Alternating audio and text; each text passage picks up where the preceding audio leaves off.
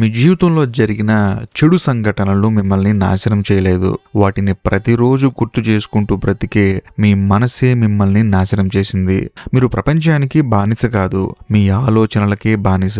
అదే నరకం, అదే జైలు, అదే మీ జీవితం. మీకు తెలుసా, మనుషులు ఎవ్వరూ బయట ప్రపంచం వల్ల ఏడవటం లేదు. తమ సొంత మనసు అనే థియేటర్లో ప్రతిరోజు ప్లే అయ్యే పాత సినిమాలు చూసి ఏడుస్తున్నారు. అక్కడ నువ్వే ప్రేక్షకుడివి, నువ్వే ప్రొజెక్టర్వి, నువ్వే కథానాయకుడివి. రోజు ఉదయం లేవగానే అదే పాత సీన్, అదే అవమానం, అదే మోసం, అదే బాధ. ఒక ప్లేట్లో ఉన్న పాత కుళ్ళిపోయిన ఆహారాన్ని తినడానికి మన మనసు ఒప్పుకోదు కదా. మరి కుళ్ళిపోయిన పాత జ్ఞాపకాలని రోజు మెదడులోకి తీసుకొని అసలు ఎలా జీవిస్తున్నారు? నిజమేంటంటే మీకు తెలియకుండానే మీరు బాధపడటానికి అలవాటు పడిపోయారు. అదొక డ్రగ్ లాంటిది. నెగిటివ్ థింకింగ్ అనేది ఒక వ్యసనం. ఈ ప్రపంచంలో చాలా మంది పాజిటివ్ థింకింగ్ గురించి మైండ్ బ్లాక్ అయ్యే కాన్సెప్ట్లు మాట్లాడుతూ ఉంటారు. ప్రతిదీ బాగానే జరుగుతుందని చెప్పేసి కళ్ళు మూసుకొని నమ్మడాన్నే పాజిటివ్ థింకింగ్ అనుకుంటారు. అది పాజిటివ్ థింకింగ్ కాదు, అది పచ్చి అబద్ధం, ఒక రకమైన మత్తు. జిడ్డు కృష్ణమూర్తి గారు ఒక అద్భుతమైన మాట చెప్పారు. వాస్తవాన్ని ఉన్నది ఉన్నట్లుగా చూడగలిగిన మనసే నిజమైన పాజిటివ్ మైండ్. ఎందుకంటే అబద్ధపు ఆశ ఒక మత్తు, భయం ఒక మత్తు, గతాన్ని మోస్తూ తిరగడం ఒక మత్తు, రేపటి గురించి ఆందోళన కూడా ఒక మత్తు. మీరేమనుకుంటున్నారంటే మీకు ఎదురైన సమస్యలు మిమ్మల్ని బాధిస్తున్నాయని. కానీ అసలు నిజం ఏంటంటే ఆ సమస్యను వేల సార్లు రీప్లే చేసే మీ మనసే మిమ్మల్ని చంపేస్తుంది. అంటే వాటి గురించి ఆలోచించి మరింత మీరు బాధపడుతూ ఉంటారని. మనిషి శరీరం ఒకేసారి దెబ్బతింటుంది, కానీ మనసు ఆ దెబ్బని రోజు వేల సార్లు గుర్తు చేసి రోజు ఆ గాయాన్ని కొత్తగా రేపుతుంది. ఈ నరకానికి బయట కారణాలు ఏం లేవు. ఆ జైలైనా ఆ జైలుకి తాళాలైనా రెండు మీ చేతుల్లోనే ఉన్నాయి. చూడండి, మనం రోజు చూస్తున్న ఈ ప్రపంచం నిజంగా ఉన్నది ఉన్నట్లుగా మనకి కనిపిస్తుందా? లేదు. మీరు ప్రపంచాన్ని చూడటం లేదు, మీ కండిషన్డ్ మైండ్ ని మాత్రమే చూస్తున్నారు. చిన్నప్పటి నుంచి సమాజం మీ మెదడులో వేల ప్రోగ్రామ్స్ ని ఇచ్చి పడేసింది. ఇది మంచిది, అది చెడ్డది, ఇది సాధిస్తేనే విజయం, అది కాకపోతే నువ్వు వేస్ట్, ఓడిపోయినట్లే అని.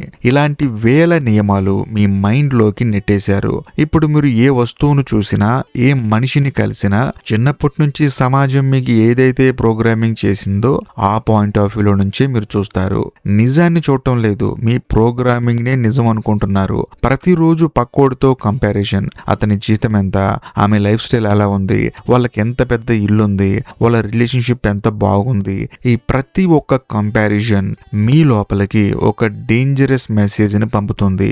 ఎందుకంటే అవతల వాడితో కంపేర్ చేసుకున్న తర్వాత నువ్వు నీ గురించి బాధపడటం మొదలు పెడతావు. అలా ఎందుకు బాధపడతావంటే మనం ఎంత సంపాదించినా, ఎంత సక్సెస్ అయినా మనకన్నా ఒక అడుగు ముందున్న వాళ్ళు ఉంటారు. వాళ్ళని చూసి ఖచ్చితంగా కంపేర్ చేసుకొని మరీ బాధపడతారు. నువ్వు సరిపోవు, నువ్వు తక్కువ అని చెప్పేసి ఇక్కడే మీలో సెల్ఫ్ హేట్ అనే విషయం మొదలవుతుంది. అంటే మిమ్మల్ని మీరు తిట్టుకుంటారు. పాజిటివ్ థింకింగ్ అంటే ముఖం మీద ఫేక్ నవ్వు పెట్టుకోవడం కాదు.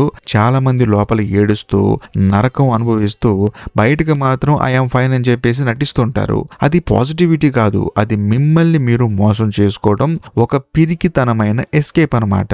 నిజమైన పాజిటివ్ థింకింగ్ అంటే మీ బాధను కూడా ఏమాత్రం భయం లేకుండా నేరుగా ఎదుర్కోగలగటం, మీ కోపాన్ని, మీ భయాన్ని ఎలాంటి జడ్జిమెంట్ లేకుండా గమనించడం. ఎందుకంటే ఏ విషయాన్నైతే మీరు ప్రశాంతంగా గమనించడం మొదలు పెడతారో దానికి మీరు బానిస కారు. కానీ మనసు మిమ్మల్ని ఎప్పుడూ వర్తమానంలో ఉండనివ్వదు. అది ఎప్పుడూ నిన్నటి గతంలోనో రేపటి భవిష్యత్తులోనో తిప్పుతూనే ఉంటుంది. నిన్న జరిగిన తప్పులు, రేపేమవుతుందో అనే భయాలు, ఈ రెండింటి మధ్య నలిగిపోయి అప్పుడే జరుగుతున్న ఈ ప్రెసెంట్ లైఫ్ చచ్చిపోతుంది.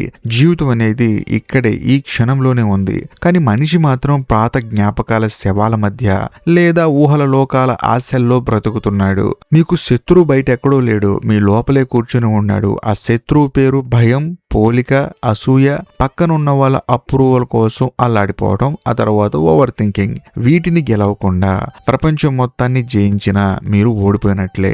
ఆలోచించి చూడండి, మనిషి తనను తాను నిశ్శబ్దంగా చూడటానికి ఎందుకంత భయపడతాడు? ఎందుకంటే ప్రశాంతంగా నిశ్శబ్దంగా కూర్చుంటే తన అసలు ముఖం, తన లోపల ఉన్న ఖాళీతనం, తనలో ఉన్న భయాలు బయటపడతాయి కాబట్టి. అందుకే రోజంతా మొబైల్, రోజంతా సోషల్ మీడియా, రోజంతా ఏదో ఒక ఎంటర్టైన్మెంట్ లేదా మైండ్ డైవర్షన్ ని పెట్టుకుంటాడు. సరదాగా ఫ్రెండ్స్ తో బయటికి వెళ్తాడు, లేకపోతే ఎవరో ఒకరితో ఏదో ఒకటి మాట్లాడుతూనే ఉంటాడు. అలా కాకుండా తనతో తాను మాట్లాడుకుంటే ఈ ప్రపంచాన్ని చూసి భయం వేస్తుంది. తనలో తాను కాసేపు కూడా ఉండలేకపోవడమే ఈనాటి అతి పెద్ద జబ్బు. మనసులోని ఆ నిశ్శబ్దాన్ని భరించలేక నిరంతరం ఏదో ఒక మత్తులో మునిగి తేలుతున్నాం. మీ జీవితాన్ని మార్చేది మోటివేషన్ కాదు, అవేర్నెస్. మోటివేషన్ అనేది ఒక 2 రోజులు మత్తు, ఆ తర్వాత మళ్ళీ మామూలే. కానీ అవగాహన అంటేనే అవేర్నెస్. జీవితాంతం మీతోనే ఉంటుంది. మీరు ఏ విధంగా ఆలోచిస్తున్నారో, అసలు మీ మైండ్ మిమ్మల్ని ఎలా డ్రైవ్ చేస్తుందో గమనించడం ప్రారంభించిన రోజు మీ జీవితంలో అసలైన విప్లవం మొదలవుతుంది. జిడ్డు కృష్ణమూర్తి గారు చెప్పినట్లు, గమనించడం అంటే దానిపై ఎలాంటి తీర్పు ఇవ్వకపోవడం. ఇది మంచి ఆలోచన, అది చెడు ఆలోచన అని చెప్పేసి జడ్జ్ చేయకుండా జస్ట్ అలా చూస్తూ ఉండటం. మీ మైండ్ ఏ విషయాన్ని ఎక్కువగా రిపీట్ చేస్తే చివరికి అదే మీ జీవితంగా మారుతుంది. రోజు మీలో మీరు నేను దేనికి పనికి రాను అని అనుకుంటే మీ మెదడు అదే నిజమని ప్రూవ్ చేయడానికి ప్రయత్నిస్తుంది. అదే స్థానంలో నేను ప్రతి అనుభవం నుంచి నేర్చుకుంటున్నాను అని స్పష్టంగా చూడగలిగితే మీ మైండ్ అవకాశాలను వెతకటం మొదలు పెడుతుంది. ఎప్పుడైతే మీరు మీ ఆలోచనల్ని బ్లైండ్ గా నమ్మటం ఆపేస్తారో అప్పుడే నిజమైన స్వేచ్ఛ పుడుతుంది. ఒక్కసారి మనస్ఫూర్తిగా ఆలోచించండి. మీ జీవితంలో ఎన్ని సమస్యలు నిజంగా ఉన్నాయి, లేకపోతే ఎన్ని సమస్యలు బయట ఉన్నాయి, ఎన్ని సమస్యలు మీ సొంత మైండ్ సృష్టించిన భ్రమలు. వీటన్నిటిని క్లారిటీగా గమనించడం మొదలు పెట్టండి. మీరు ఈ ఆలోచనలు కాదు, వాటిని కేవలం గమనించే శోధకుడు, ఒక సాక్షి మాత్రమే అని ఒక్కసారి అర్థమైంది. ఈ ప్రపంచం మారకపోవచ్చు, కానీ ఈ ప్రపంచాన్ని చూసే మీ దృష్టి పూర్తిగా మారిపోతుంది. అప్పుడు జీవితంలో బాధలు రావచ్చు, కానీ ఆ బాధలో ఎలాంటి నరకం ఉండదు. ఒంటరితనం రావచ్చు, కానీ లోపల ఎలాంటి ఎంటీనెస్ అనేది అనిపించదు. జీవితం ఎలా ఉందో అలాగే ఉంటుంది, కానీ దాన్ని చూసే మీ కళ్ళు మాత్రం కొత్తగా స్పష్టంగా మారిపోతాయి. సంతోషమైన జీవితం అనేది ఎక్కడో బయట షాపుల్లోనో మనుషుల్లోనో దొరికేది కాదు. మీ మైండ్ సృష్టించిన అబద్ధాలని, భ్రమలని ఒక్కొక్కటిగా ప్రశాంతంగా చూడగలగటం మొదలు పెట్టినప్పుడు మీరు వెతుకుతున్న అసలైన స్వేచ్ఛ అప్పుడే ప్రారంభమవుతుంది. సింపుల్ గా చెప్పాలంటే ప్రతి దాన్ని పాజిటివ్ గా చూడాలి. అంటే కష్టాలు వచ్చాయి, అవును అందరికీ కష్టాలు వస్తాయి. సుఖాలు వచ్చాయి, అవును అందరికీ సుఖాలు వస్తాయి. సో మనం అనేది ప్రతి విషయాన్ని పాజిటివ్ గా చూడటం మొదలు పెట్టినప్పుడు మన జీవితంలో కొత్త మార్పులు వస్తాయి. అంతేకాకుండా మన జీవితం మారిపోతుంది. కాకపోతే చాలా మంది ఏంటంటే కష్టాలకి భయపడతారు, సుఖాలకి అలవాటు పడతారు. కష్టాలని సుఖాలని రెండింటిని ఒకేలా ట్రీట్ చేయగలిగితే ఈ ప్రపంచంలో ఎవరు మిమ్మల్ని ఇబ్బంది పెట్టలేరు, ఎవరు మిమ్మల్ని సంతోష పెట్టలేరు. కాకపోతే చాలా మంది ఏంటంటే సంతోషం అంటే అవతల వాళ్ళ మీద ఆధారపడి ఉంటుంది, సంతోషం అంటే అవతల వాళ్ళ దగ్గర ఉన్న వస్తువుల మీద ఆధారపడి ఉంటుంది. ఆ వస్తువు నా దగ్గర ఉంటే సంతోషంగా ఉంటాను, ఆ మనిషి నా పక్కన ఉంటే సంతోషంగా ఉంటాను అని చెప్పేసి అనుకుంటూ ఉంటారు. కానీ అది కేవలం భ్రమ మాత్రమే. అవతల వాళ్ళు మిమ్మల్ని వదిలేసి వెళ్ళిపోయినా, మీకు సంతోషాన్ని ఇచ్చే వస్తువు మీ దగ్గర ఉన్నప్పుడు పాడైపోయినా, లేకపోతే మీకు దూరం అయిపోయినా మీ సంతోషం అనేది ఎక్కడికి వెళ్ళకూడదు.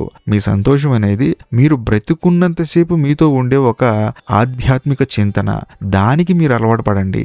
జీవితాన్ని బలవంతంగా ప్రేమించడానికి ప్రయత్నించకండి. ముందు దానికి ఎలాంటి తీర్పులు ఇవ్వకుండా ఉన్నది ఉన్నట్లుగా చూడటం నేర్చుకోండి, అది కూడా పాజిటివ్ మైండ్ తో. అక్కడి నుంచే మీ జీవితంలో ఒక గొప్ప నిజమైన మార్పు మొదలవుతుంది. నిజంగా మార్పు మొదలైద్ది అనుకుంటే మాత్రం కామెంట్ చేయండి. మీ కామెంట్ కోసం వెయిట్ చేస్తూ ఉంటాను. బాయ్.